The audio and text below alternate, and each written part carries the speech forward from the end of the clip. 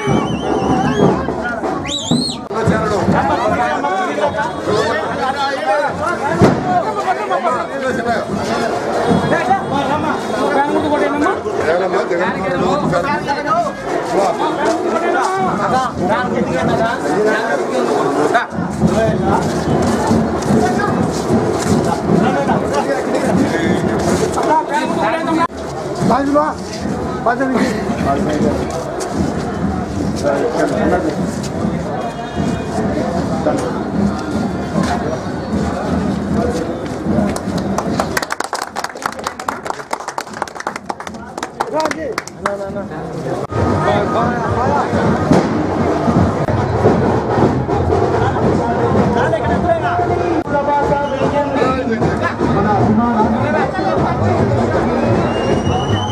మీరు ఎంత అప్పు తీసుకున్నారో అంత అప్పు కూడా డైరెక్ట్ 4 విడతలుగా జగన్మోహన్ రెడ్డి గారు మీకు డబ్బులు ఇవ్వడం జరుగుతుంది. అది అయిపోయిన వెంటనే మీరు బ్యాంకులు తీసుకున్న లోన్ కూడా వడ్డీ లేని రుణం మీకు అందరికి కూడా తెలుగుదేశం పాలనలో ప్రభుత్వం ప్రజా వ్యతిరేక కార్యకలాపాలతో పేద ప్రజలను కడుపు కొట్టి నీరు చెట్టు ద్వారా అనేక మంది తెలుగుదేశం నాయకుల కడుపు నింపడం జరిగింది. ఆ నీరు చెట్టు కార్యక్రమం పనులు ఇప్పుడు ఎక్కడ ఈ మధ్య వేసిన రోడ్లు తప్ప వాగులు వంకలు మరియు కంప చెట్లు మలిసి మళ్ళా యథార్థానికి వచ్చినాయి. నిన్న గడివేముల మండలంలో కొన్ని గ్రామాల్లో తెలుగుదేశం నాయకులు పర్యటిస్తూ ఫ్యాక్షనిజం అంటున్నారు. గడివేముల మండలంలో ఫ్యాక్షనిజం నేపథ్యం ఉన్న గడివేముల మండలంలోని గ్రామ నాయకులు వైఎస్ఆర్సీపీ నాయకులు కాటసాని అనుచరులు ఎవరన్నా కానీ ఫ్యాక్షన్ నేపథ్యం ఉంది అని నిరూపిస్తే నేను ఛాలెంజ్ చేస్తున్నా. ఫ్యాక్షన్ కుటుంబం నుంచి వచ్చిన అభ్యర్థి పోటీ చేస్తూ ఫ్యాక్షన్ గ్రామాల నుంచి వచ్చిన నాయకులను వెంపడి పెట్టుకుని తిరుగుతూ ఈ రోజు మమ్మల్ని ఫ్యాక్షన్ అంటున్నారు. మీరు అన్యాయంగా ప్రజలను దోచుకుంటూ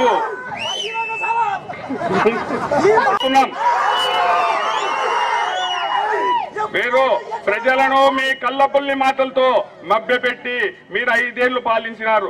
మీరు ఇప్పుడు వచ్చి మేము అది చేస్తామంటున్నారు. ఈ 5 ఏళ్లలో ఏం చేసినారో మీరు ప్రజలకు తెలియజేయాల్సిందిగా కోరుకుంటున్నారు. అదే ఛాలెంజ్ గా తీసుకొని జగన్మోహన్ రెడ్డి గారు నా మాటకు భయపడి ఇచ్చినాడు. నేను అది కాదు 3000 ఇస్తా అంటున్నాడు. ఖచ్చితంగా 3000 ఇచ్చి కూడా తీరుతాం. ఈయన 3000 అంటున్నాడు చంద్రబాబు నాయుడు. 3000 అంటే ఆయన వచ్చేది లేదు, ఆయన ఇచ్చేది లేదు. కాబట్టి ప్రజలకు ప్రతి రైతు బిడ్డ ఎవరన్నా కానీ తెలుగుదేశం వేస్తే ఎవరన్నా కానీ వారి వేసుకున్నట్టేనే కూడా ఈ సభాముఖంగా తెలియజేసుకుంటున్నాను. ప్రజలు ఆరోగ్యంగా సుఖ సంతోషాలతో ఉండాలంటే వైఎస్ జగన్మోహన్ రెడ్డి గారిని మన పాణ్యం నియోజకవర్గం నుంచి కాటసాని రాంభూపాల్ రెడ్డి అన్న గారిని అలాగే ఎంపీ కోటా బ్రహ్మానందరెడ్డి గారిని అఖండ మెజార్టీతో గెలిపించి పాణ్యం నియోజకవర్గాన్ని సుసంపన్నంగా సుశ్యామలంగా చేయాలని కూడా ఈ సభా వేదికగా కోరుకుంటున్నారు. అలాగే వాళ్ళు ఫ్యాక్షన్ నేపథ్యం ఉన్న నాయకుల చుట్టూ తిరుగుతూ మేము ప్రజలకు న్యాయం చేస్తామంటున్నాం. వాళ్ళకి గినక పొర్రపాట్ల నమ్మితే కూడా మొత్తం గ్రామాలన్నీ ఫ్యాక్షనిజంతో కక్షలు కార్పణ్యాలతో నిండిపోతాయి. మేము గత 9 సంవత్సరములు కూడా మన భూపాల్ రెడ్డి అన్న గారి పాలనలో ఏ ఒక్క చిన్న గలాట గాని ఎవరినన్నా గాని వ్యక్తిగతమైన కక్షలు గాని కుటుంబాలను దౌర్జన్యాలను ప్రోత్సహించినట్టు నిరూపిస్తే నేను దీనికి సభాముఖంగా మీరు ఎవరైనా సరే ఛాలెంజ్ చేస్తున్నాను, చర్చకు రావాల్సిందిగా కోరుకుంటున్నాను. మా పాలనలో భూపాల్ రెడ్డి అన్న టైంలో సుసంపన్నంగా ప్రతి ఒక్క కార్యక్రమాన్ని జయప్రదంగా ప్రజలు అడిగిందే తడుగా తన సొంత పనిగా ప్రతి చిన్న పని హాస్పిటల్ కాడ తిరుగుతేనేమి, ఏ చిన్న స్టేషన్ అయితేనేమి, ఎంఆర్ఓ ఆఫీస్ అయితేనేమి తన పనిగా సొంతంగా భావించి పని చేసినటువంటి మహోన్నతమైన వ్యక్తి మన కాటసాని రాంభూపాల్ రెడ్డి గారు.